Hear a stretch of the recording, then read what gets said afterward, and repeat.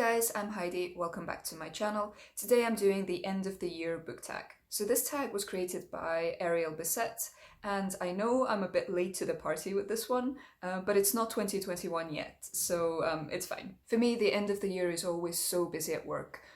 There's the whole wrapping up the year thing and rushing to get things done, so I've been really busy with that recently. I'm also mostly working from home, so it just feels like I'm constantly working. Question 1. Are there any books you started this year that you need to finish? Shockingly, there's only one. Somehow I'm really good at either finishing books or DNFing ones that I don't like. And that one book is Why We Sleep by Matthew Walker. I started this book for Nonfiction November, but I didn't manage to finish it. So I'm really hoping to finish it this December, but if not, then that's fine as well.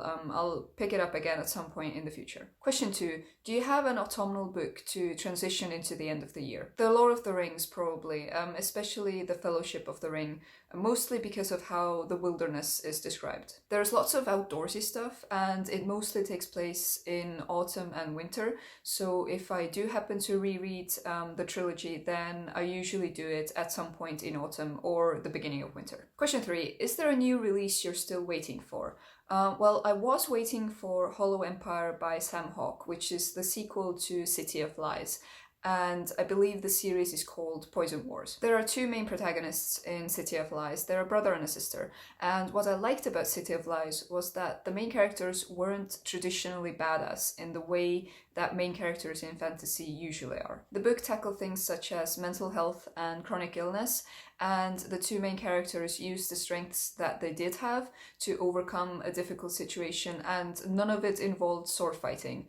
And this, in my mind, made them even more badass than characters who are usually physically strong. I'm currently reading Hollow Empire and really enjoying it. Question 4. What are 3 books you want to read before the end of the year? I don't really have a strict TBR for December, but I guess Hollow Empire by Sam Hawke, I want to finish that. Then Why We Sleep by Matthew Walker, if I can manage it.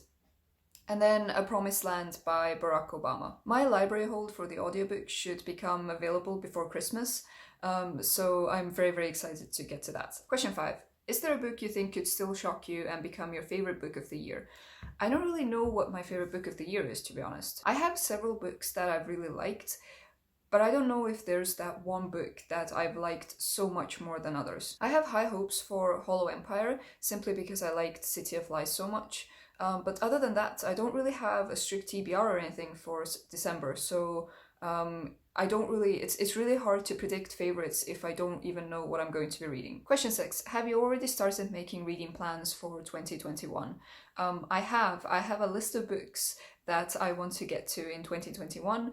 I think I'll be talking about them a bit more in a separate video at some point, but to give you a little taste. There's the Tawny Man trilogy by Robin Hobb. I read the Life Ship Traders trilogy this year, and I really loved it, so I'm definitely going to be reading the Tawny Man trilogy next year.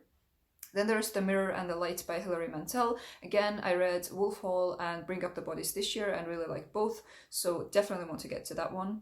Then there's The Way of Kings by Brandon Sanderson. Shocking, I know, but the Stormlight Archive is more or less the only series by Brandon Sanderson that I haven't read yet, so very excited about that.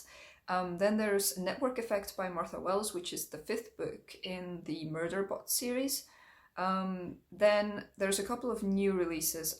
There's Empire of the Vampire by Kristoff, then The Fall of Babel by Josiah Bancroft, which is my most anticipated release of 2021. Then there's Project Hail Mary by Andy Weir, The Odyssey. I read the Iliad this year and I really liked it, so I guess it's time to read the sequel.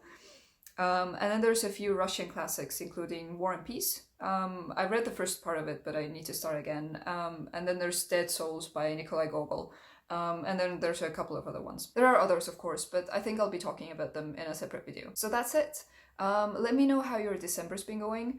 I feel like I haven't really been reading as much as I normally do, but that's fine. December is always such a busy month, so it's all good. Thank you so much for watching, and I'll see you in my next video. Bye!